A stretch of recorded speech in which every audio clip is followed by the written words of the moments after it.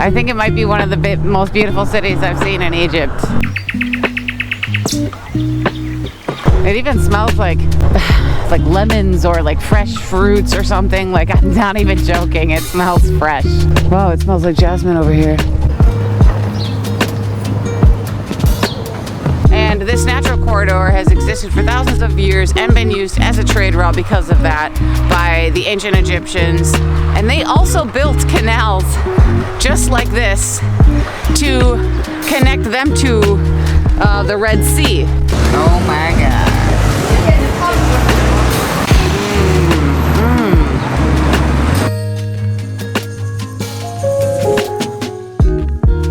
Good morning from beautiful Ismailia. It is Friday morning, so it is very quiet out here.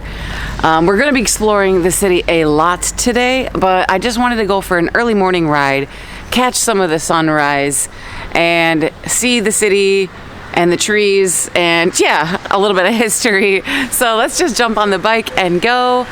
Yalla bina.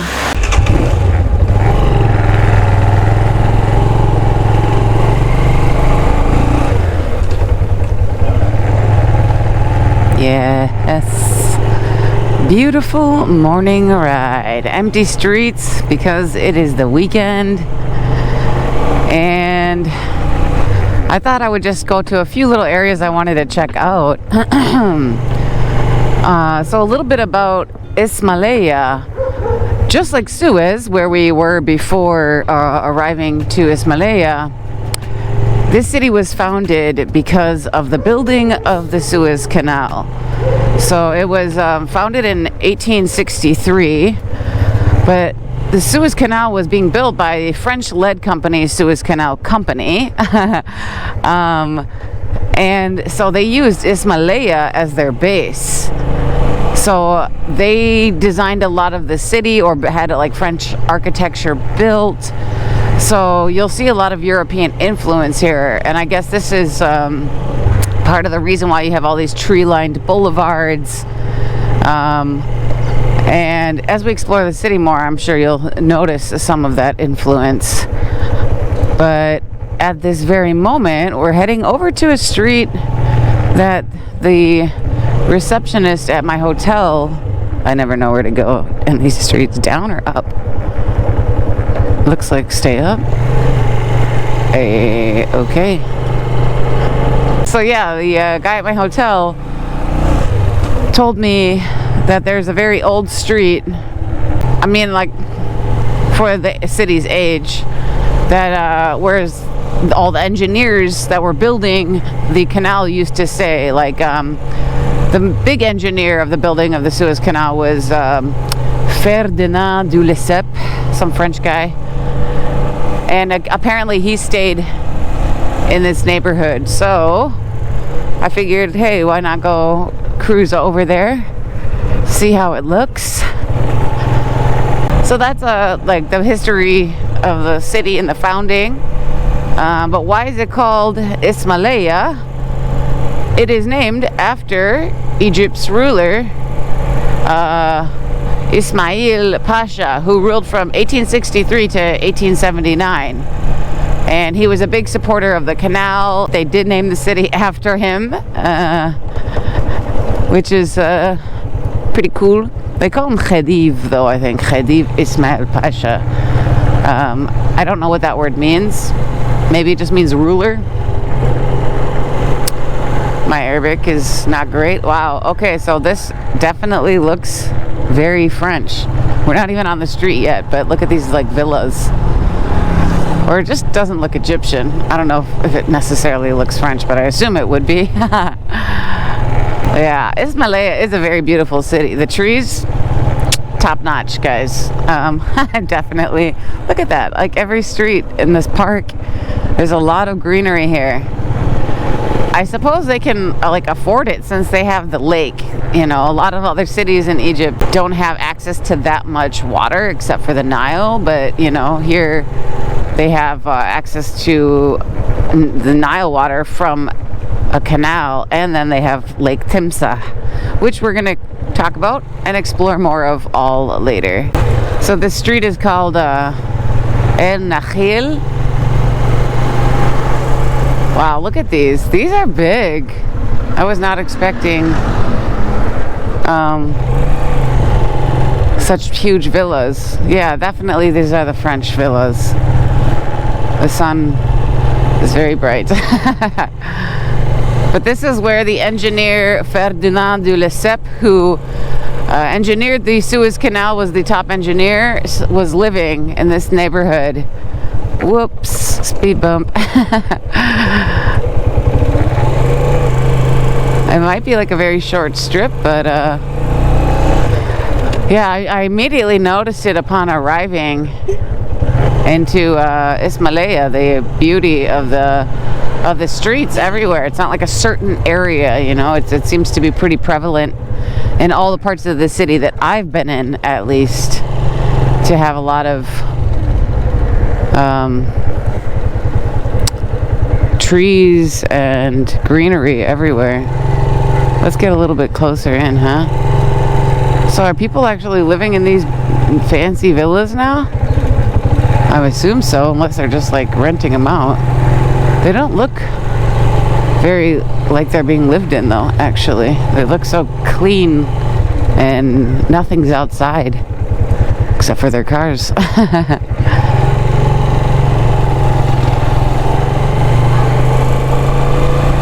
Yeah, that's definitely French. Look at this plastic on that one, boarding up the walls. Anyhow, wow, it smells like jasmine over here. Oh, gorgeous. So that's just a quick cruise through the old quarter, let's call it, where the French were staying. But I do want to go show you guys a very important canal. So we're gonna cruise over there. I'm gonna input some directions and then we'll be off. There's a lot to see and do in this video, so I have to make short clips of stuff. Yalla! So now we are heading to this canal, which is of vital importance to Ismailia. In fact, without the canal, the city would not exist at all. And even the Suez Canal project, without this canal, it likely would have failed. But I'll tell you guys why as we get closer to the canal. I think we're approaching it. Hopefully this road is close enough to really get a good look at it.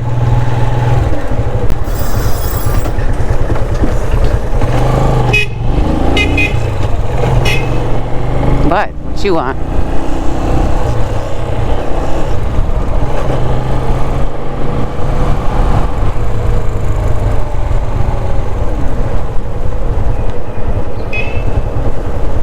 It's like a two-way street or something? Nah.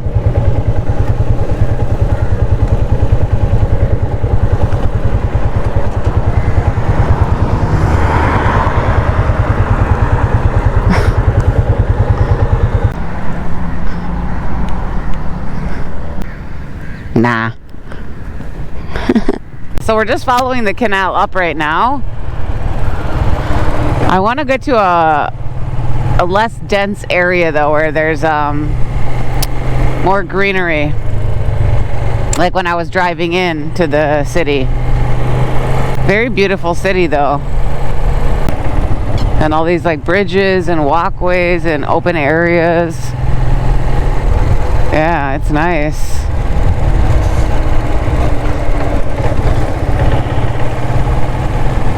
It really is one of the most green, open, like breezy cities that I have been to in Egypt. Oh, you got a pigeon tower up there. I can't make this video like very long, like I said, because we have other things to do today in this video. So I guess I'll see you when we arrive at the canal.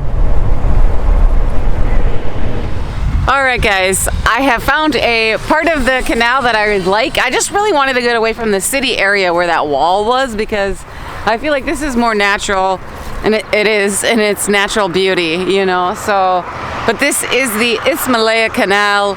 It is the reason that the city exists, and like I said, a reason that the project, the Suez Canal project, was able to go through. And the reason for that is Ismailia doesn't really actually have a freshwater source. So the workers that were building the Suez Canal, where were they supposed to get their fresh water? For years, you know, they were working on this canal. And so they solved that problem by building the Ismailia Canal in 1861. And that, basically, this canal connects the Nile River to Lake Timsah, which we will see later. That's located within the city. And that provided fresh water to the residents of the city, and basically permanent settlement was possible because of that. So yeah, it allowed the project, the Suez Canal project, to continue moving forward. It allowed the foundation of Ismailia, all because of this canal. But what is even more amazing, that I really love, is that this canal actually follows an ancient corridor. So this canal goes through, is this someone's farm? Am I stepping on their plants? I don't know. I don't know my vegetables, guys. I don't want to step on someone's garden. I don't feel like I see anything growing here but weeds. Okay. Anyways. Yeah, let's get a different look here. So what is even more amazing about this canal is that going that way, it follows an ancient trade route. Actually, it's called Wadi Tumilat, which is a natural valley that goes from east to west, basically from the Nile River out towards Sinai. And this natural corridor has existed for thousands of years and been used as a trade route because of that by the ancient Egyptians. And they also built canals just like this to connect them to the Red Sea. So what they did with this canal was, not this specific canal of course, but the Canal of Pharaohs. They connected the Nile River to Lake Timsah, and then they had other canal networks connecting Lake Timsah to the Bitter Lakes and then to the Red Sea. So the ancient Egyptians have been doing this for thousands of years. Ismailia Canal is basically just reviving something that has been happening for a very long time. I know that I mentioned Pharaoh Senusret III in one of my last videos. So Pharaoh Senusret III was one of the most well-known builders of the canals over 4,000 years ago when he was living. But this canal, you know, was rebuilt, was modified by rulers after him. It happened during the New Kingdom, during the Persian period, during the Ptolemaic times, the Roman period, and early Islamic rulers. So essentially, this canal has been functioning with just a few interruptions for a very long time, longer than the Roman Empire has existed, which is incredible. It's amazing. Anyways, yeah, so I just wanted to get a look at it. All of this water is so important in Egypt, you know. And I actually think I'm going to take you guys to Lake Timsah next. Or maybe the museum, I'm not really sure, but let's go for a little ride along the canal just because it is so beautiful. And then I'll decide where we're going to go next. Yeah. Hello, quick interruption to the video because I always forget to mention this, but if you guys are making a trip to Egypt and are looking for someone to like help you plan your trip, or looking for a tour guide or a driver, my husband and I can help because we connect people with great drivers and tour guides that we know and trust. We help organize itineraries, give suggestions. So yeah, if you are interested in doing that, you can reach us on WhatsApp. I always leave the number to our WhatsApp in the description of the video. Now, let's get back to the video. All right.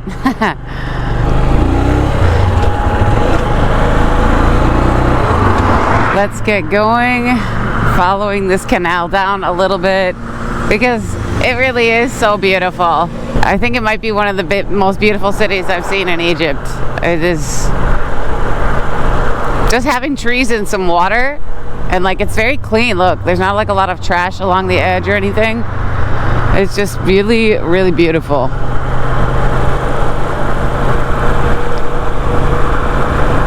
Yeah, I love this canal. Wow.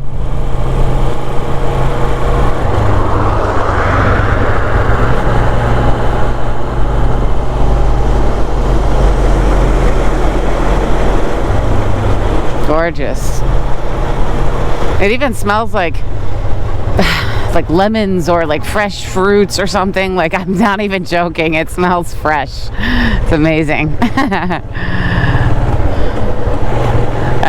Anyways, so we are heading to Lake Timsah now. And I don't know exactly where we're going, but looking for a place to have coffee by the lake. And as we drive there, I suppose that I can talk a little bit more about it. It is obviously, like I said, water is very important. This was a body of water out in a very, desert climate and country. So it is very important. It was in ancient times even. It is a very saline lake, so like salt heavy. Again, the canals connected the Nile and fresh water to the lake. But it means Timsah. Lake Timsah means like crocodile, basically, because there used to be crocodiles in there, and I'm assuming that is from the canals. They swam up the canals from the Nile, went into the lake, hung out, kind of like a lagoon, I guess. Who really knows, though? I wasn't there in ancient times. But that is where the name is coming from. It's thought to be roughly translated from the ancient name and into Arabic. That's what I read. There are no more crocodiles, of course, now, due to loss of marshland and settlements and the building of the Suez Canal and the Aswan Dam and all of that, which I'm not complaining about. Crocodiles are not something to be fucked with. They are dangerous, and I'm not going to be crying about not running into one. All right, we are entering more into the city again, but more about the lake. So the lake sits directly in the center of the Isthmus of Suez, which is basically the narrow strip of land that connects Africa to Asia, and mainland Egypt to Sinai. It is and has been of vital importance for thousands of years because it's obviously the easiest way to pass into Asia. So anyone living here thousands of years ago, they were also using this route to trade or go to battle or whatever, invade. So yeah, it really sits at the heart of the Isthmus of Suez.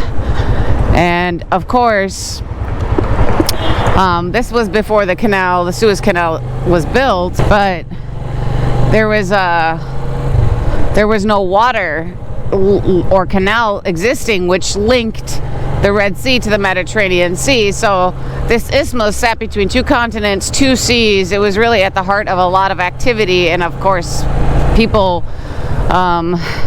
traveling, trading, warring, all of that jazz. Now, of course, the canal is there, but it is still of vital importance, the canal, to modern day trade. So it's been a big thing for thousands of years, this territory, this land, this area, and these bodies of water.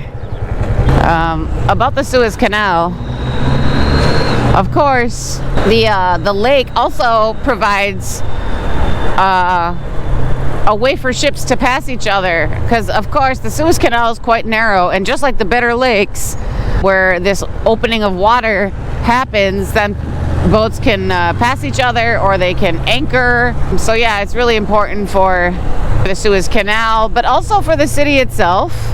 Some fresh water gives you from fresh air, a lake. It gives people a place to kind of relax and enjoy themselves. So it was seen as a very positive thing, and another reason that they built Ismailia where they did. They chose this location because of Lake Timsah, which provided the workers some relief and relaxation, again, for the boats. There's a lot of reasons that they chose this city, but that Lake Timsah is basically the biggest reason, I would say. You know what else I've noticed? There's not a lot of honking here, not like in Cairo. Maybe that wasn't in Suez either. I'm so used to like honking all the time for everything. But I haven't been honking much here, and I haven't heard it a lot. It smelled like seafood. It actually smelled good though. I'm gonna be getting some seafood later as well. We're gonna be going to a local spot that the guy at the hotel recommended me. Wow, alright. This seems to be the seafood spot. If it wasn't a Friday, probably be a lot of markets out here. Got a lot of restaurants. It seemed like they serve fish.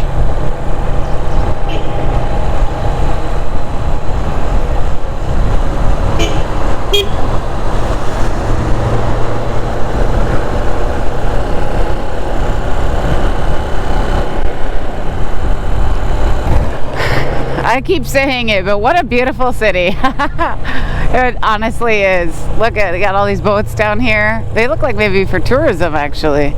Boat rides. They're really decorated, and I don't think fishing boats look like that.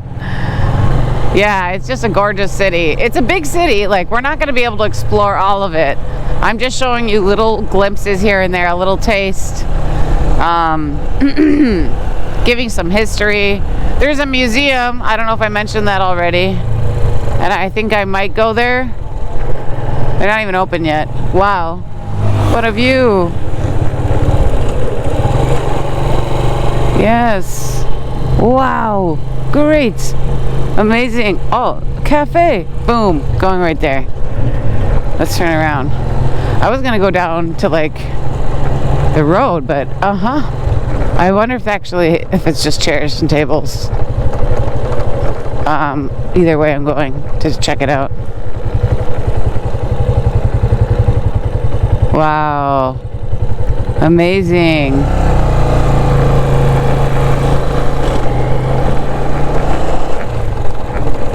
Al-Balajat Bridge.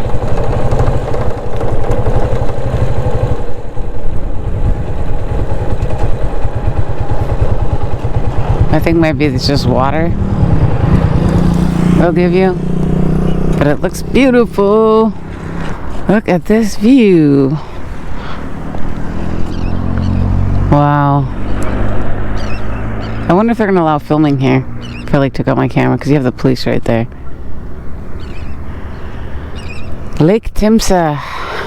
And then I guess way beyond that you have the Suez Canal. There's actually 2 channels for the Suez Canal, but this lake is the big port, pier, resting space for people that are traveling up the canal.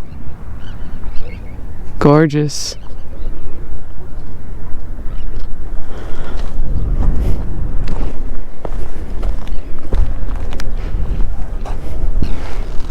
Baby. Poor little baby kitty. Alright guys, I'm going to see if there's a cafe open anywhere where we can get a coffee. Because the guy was just putting out tables. But no coffee. This is a little cafe, but not open.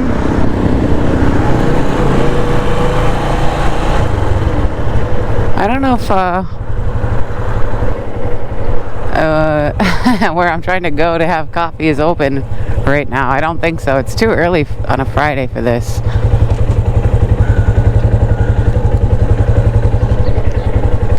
We can go and look though.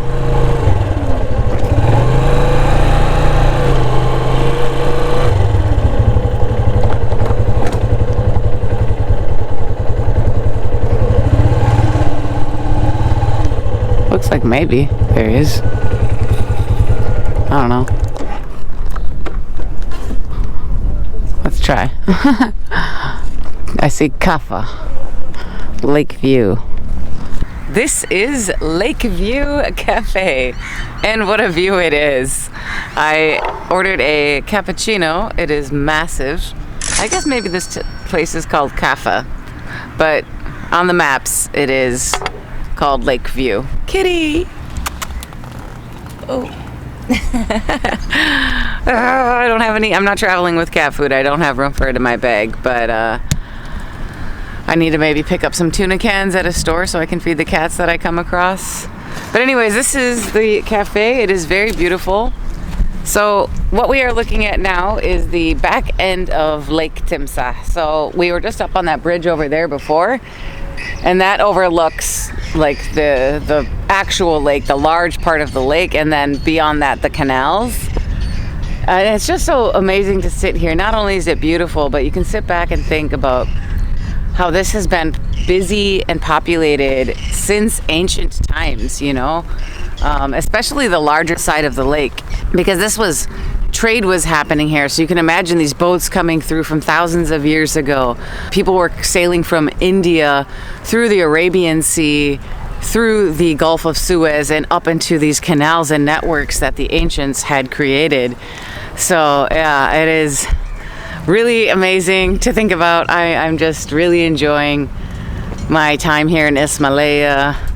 This coffee, this beautiful view. Yeah, it is gorgeous. So it took a little while for them to open. Again, it's a Friday morning and it's early, but I'm loving it. And this lake is also very important for the mangoes here. I mentioned that in the first video, but Ismailia is the mango capital of Egypt, and a large part of that, it has to do with, of course, the good soil and the right climate and conditions, but the lake is a huge part as to why the mangoes are so amazing here and do so well. And I really wish that it was mango season so that I could be, oh, this table's rocking, so that I could just eat a bunch of mangoes and show you guys that. But that will have to just be a video in the future. I'll have to come back in summer and film the mango festival and try all the mangoes and see the mango trees. And do you call them orchards? Mango orchards sounds weird. Well, anyways, where all the mango trees are. Anyways, I'm gonna enjoy this coffee, and then I think that I will head over to the Suez Canal Museum. Now, I don't know if I'm gonna be able to film in there, because a lot of times you're not allowed to film in museums. And I feel like a lot of times those videos are boring anyways, but I'm gonna go check it out, and maybe I'll show you guys a few scenes of that next, or let you know how much it costs to go in, something like that, very brief. And then we'll continue to other things here in Ismailia. I'm back. We're actually gonna go inside the cafe.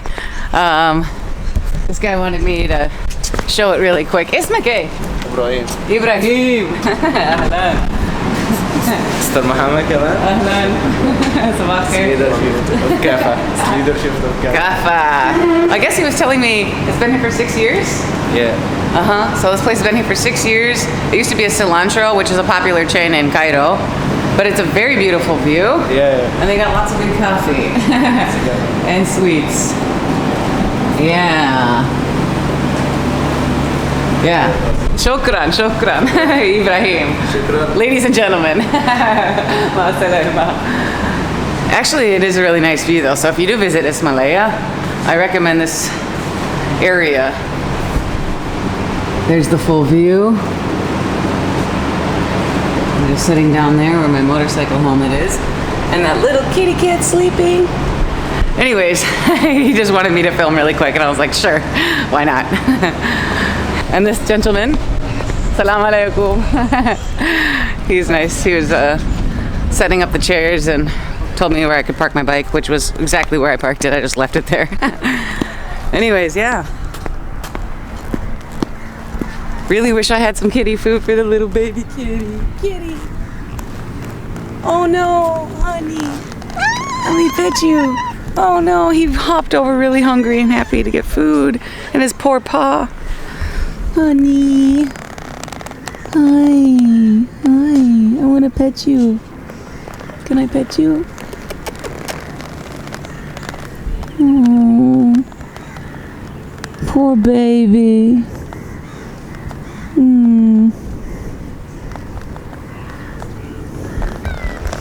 I asked if there was cat food around here that I could buy, and it's Friday, there's nothing around. I'll have to buy some later though, because I've been seeing some cats that I want to feed. So anyways, now I will be finishing my coffee and then going to the museum. And hello once again from the Ismailia Canal. So I just left the museum, guys, and that was really an amazing experience. The ticket was 300 Egyptian pounds for foreigners, much cheaper for Egyptians, but I did have to pay the foreigner price.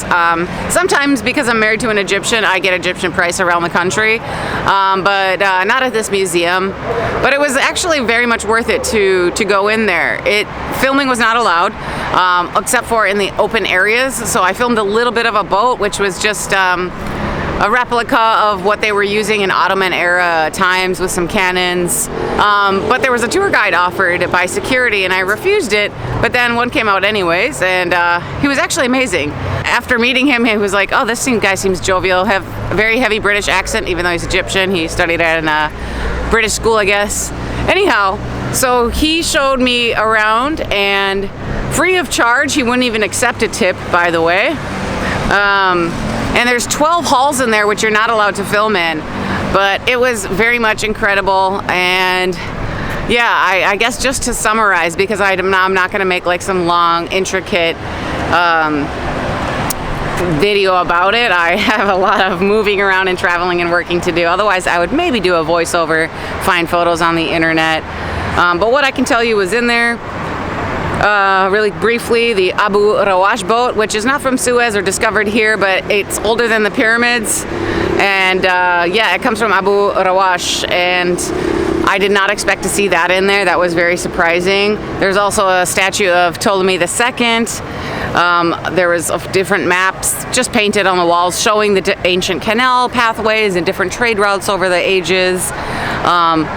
Later on, you know, I mentioned a lot of the ancient routes, but there was also, of course, the Silk Road later on, in more quote-unquote recent years. And they found boats sunk out here that had china in them and ivory tusks coming from, of course, like all over the world. China from China, of course. But yeah, there was so much more in there. There was a miniature pyramidion and a statue of Hatshepsut. There was crocodile mummies from Komombo. In fact, I guess I didn't know this, but he said, the tour guide, that this area in ancient Egypt, it was usually called crocodile country or crocodile land.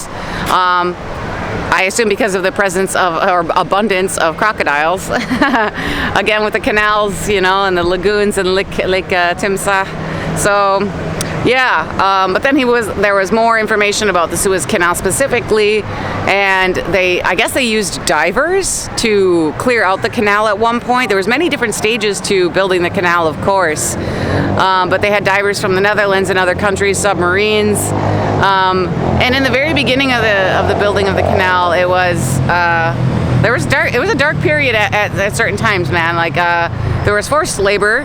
And about 120 or 125,000 Egyptians actually died building the Suez Canal, which I did know and I had researched, I just hadn't mentioned it. But they discussed that a little bit. There was some hologram videos with the different people speaking. I also found out that I've been giving you a bit of wrong information. So Ferdinand de Lesseps, on the internet it says he's a diplomat and like the main engineer, but this guy was telling me that he was just a diplomat who kind of negotiated the contract to build the Suez Canal, but the main engineer was someone else that I don't know the name of. Anyhow, yeah, it was an overload of information. There was carriages and paintings and like all stuff from all sorts of different periods. The battery died. But yeah, there's just so many different periods shown within that museum. It was very incredible. Yeah, if you come to Ismailia, I would suggest going to the museum. It was fun. I enjoyed it, and the tour guide, Mohammed Salim, was really good. Shout out to him, I guess. Anyways, I am hungry now. It is past noon, and I would like to get some seafood. The guy at my hotel, of course, he had also recommended me a local spot to get some seafood. Kitty! Hi! Hello! Ali! Oh, kitty cat! Oh, kitty, kitty, kitty. Hello. You're so cute. Oh, nothing is open. I just went straight from the museum, so I still don't have any kitty food. But, yeah, we're going to go get some seafood. So, let's jump on the bike and go. Yalla bina. Okay guys, I just grabbed a table, asked if I could film, and they said yes. So this is Abu Arash and lots more Arabic stuff that I can't understand. But here we are. I've chosen here. I'm the only one here because it is early. I do everything earlier than Egyptians. I wake up earlier, I eat earlier. I don't actually know how it works here. So a lot of the fish restaurants that I've been to, they will show you the fish and you kind of choose one. I did ask for a menu. Here's the menu. It's in Arabic. So for those of you that speak Arabic, here it is. You know what though? I asked my hotel and I did some research as well. I'm like, what's good to eat in Ismailia? And what the internet said was several different fish, and the hotel, the lady at the hotel also said this fish was good. So I'm just gonna try to order that. في دنيس. اوكي. صور ولا لا؟ تمام ما فيش مشكلة. انت بس. اهلا صباح الخير. واحد دنيس سنغاري. بوري سنجاري. بوري دنيس. حلو مقفول. عاوزة سنجاري على خلطة يبقى بوري. والله أنا مش عارفة. أنا كل عربي العربي بتاعي وحش جدا، مكسر جدا. Yeah, buri. I thought buri was a different type of fish. Oh, I don't know. Oh, here we go. ده دنيس. Okay. بوري كبيرات واحدة حلوة. ايه احسن؟ في السنجاري البوري. بجد؟ ده جاي في المقفول زي ما هو كده. فالسنجاري مش شاطرة. ده سنجاري حلو. Oh my god, it's huge. كبيرة. اجيب لك صغير. Okay. Apparently I cannot. بوري مشهور في إسماعيلية. Okay. I was gonna get the Nice, but maybe I'll try the Nice in like Port Said. So booty, singari. شكرا. ممكن spicy؟ تمام ماشي. شكرا. كمان. في حاجة أشرب؟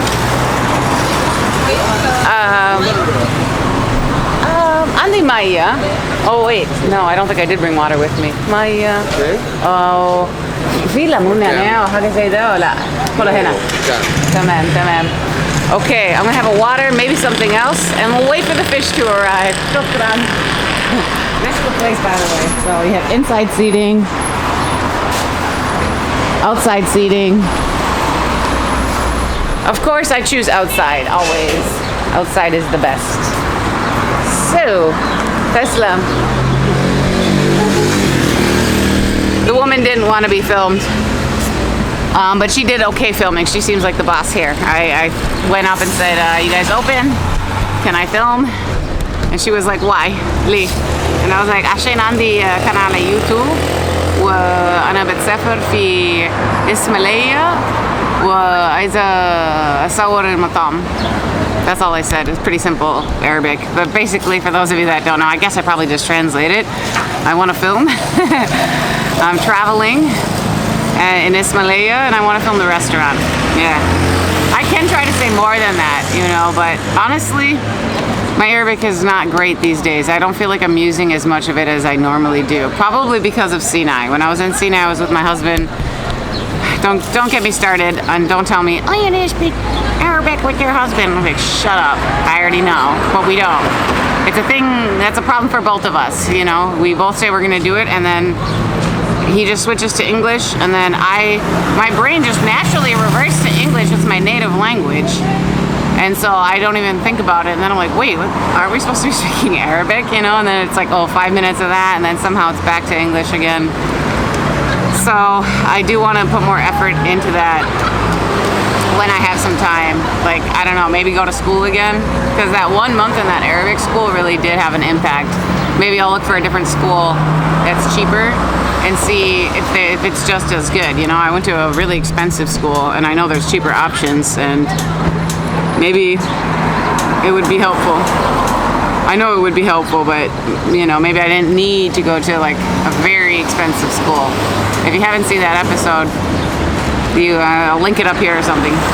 But yeah. Anyways, I'm looking at a menu that I can't read. I have 1 can of tuna and I see a cat.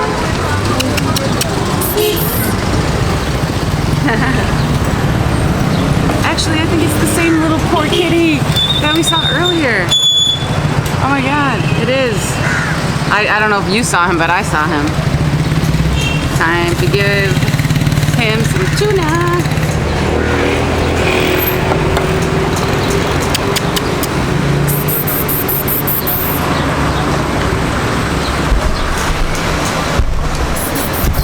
Look at that. The way he's cleaning himself, he's like he's doing a handstand, dude. That's so sad, man. He's not seeing me. Baby! Hold on, I gotta go give him this can of tuna.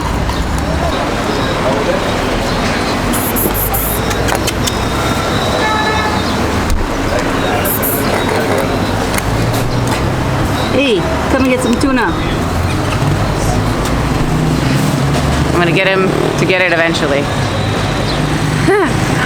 So we have 2 cats eating out of the tuna can, but not the one that I really wanted to eat, the little white one who looks like with a broken paw.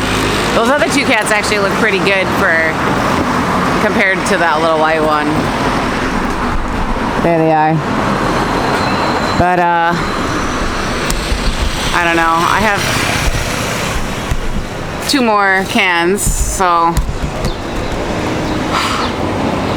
poor little cats with their paws broken. I don't know, like, how does that happen? How do they break their paw? I mean, I want to imagine, but I mean, it's not like a cat fight. It's something like I mean, if you get run over, then you're dead. So I don't know. Anyways, I'm gonna wait for the fish to arrive. At least some cats are eating, even though those look well fed. And I think the lady said that she feeds them fish because she saw me trying to give tuna to this cat. So, yeah. And the fish has arrived. Check this out. Oh my god. And of course, they always serve it with bread. And we have a little salad. Actually, I did order that salad. Maybe they just gave me the whole spread since I asked for 1 salad. And that just comes with all of this. Pickled vegetables. We have a little bit of baba ganoush, or baba ganoush as other people call it in the West. And tahina, or tahini as we call it in the West. And then also a plate of lemons, which is absolutely necessary for me and fish. So, am I supposed to have like a fork or something? Or do I eat it with my hands? Because it's butterfly. Let's just dig in. Okay. Wow. Whoa, look at that. It's just charcoaled at the bottom. Let's try it without booty. Oh my god, dude. That is awesome. It almost tasted like chicken, like it's so thick and juicy and not really fishy.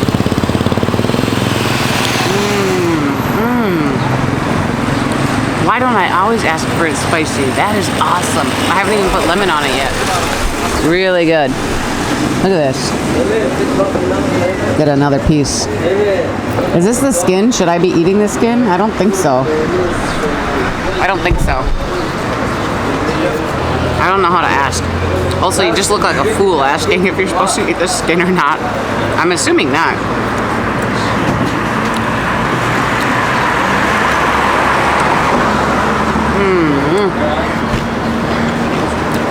I always have to ask for it spicy. This is awesome.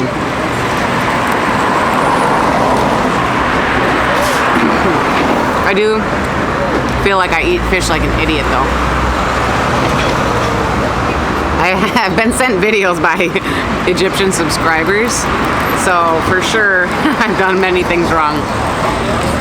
And now I just start asking for things butterflied or cleaned because it makes everything easier.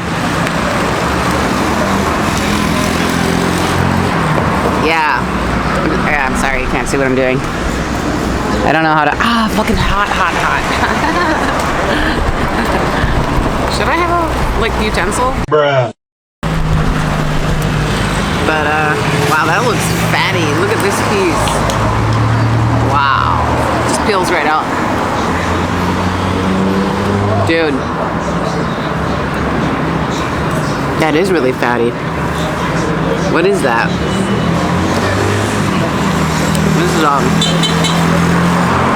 This fish is really good. So, I mean, I had several options and I was gonna get the Nice, but then she told me, did I film that? That you can't get it butterflied. Like, it's not possible. The girl at the hotel told me that I should ask for a butterflied Denise, but I don't know. I found one bone, so I better be careful. They're in there somewhere. So far, I haven't had any though. The beauty of butterflied shrimp. I mean, fish.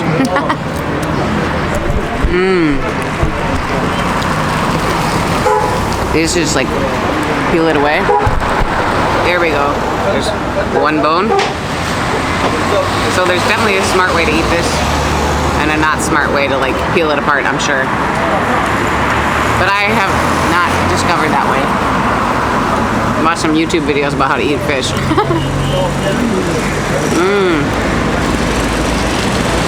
Yeah. Man. Lemon and peppers on it. Really good. This is my view. There's a little guy. Did he get any tuna? If he comes over here, I'll throw him some fish and then give him a can of tuna. I really want him to eat. He's not doing well. Anyways. I do want to ride over to that cafe again just to see if I can find the orange cat that we saw earlier. Also with the paw. Give him one of these cans.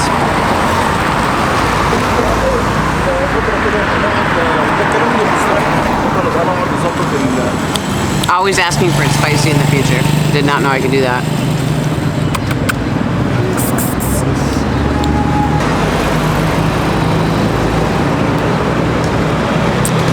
Maybe he's deaf. He's just staring at it.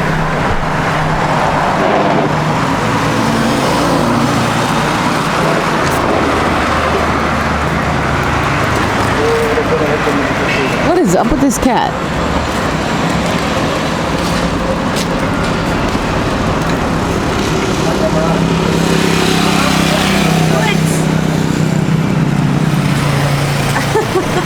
Unbelievable. What? I just gave you some. Here, we'll give him another piece. I don't know why he didn't eat that one though. Okay?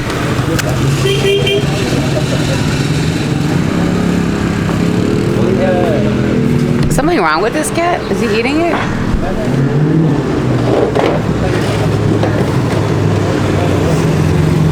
Poor little guy. I think he's sick. What cat does not eat fish?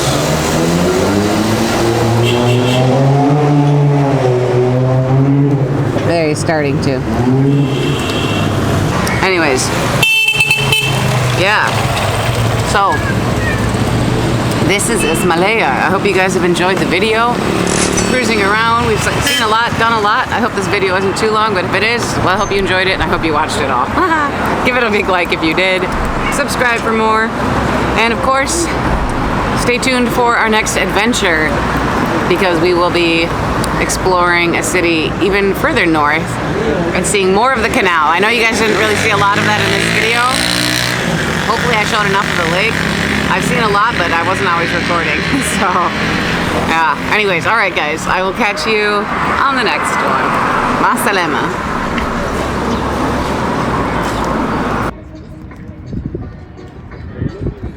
Okay, so this is the other orange guy, but he ate. Now he's just taking a bath. There's a lot of cats out here.